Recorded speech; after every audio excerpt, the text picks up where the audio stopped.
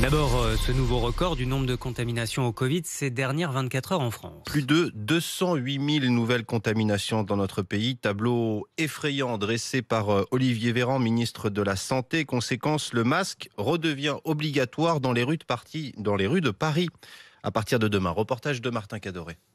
À Paris, dans la tranche d'âge 20 à 29 ans, un jeune sur 25 a le Covid. Alors le retour du port du masque, Yanis le comprend, mais il est un peu amer. C'est compréhensible, le but c'est quand même de protéger le plus de citoyens possible. Mais c'est vrai que ça va être dur. Et puis c'est quand même dur de se dire qu'un coup on peut, un coup on peut pas. Faire la girouette comme ça, c'est vraiment insupportable. Et puis le masque, on le porte déjà au travail. Alors Riyad se baladera là où c'est autorisé de l'enlever. Je vais aller dans les parcs, forcément.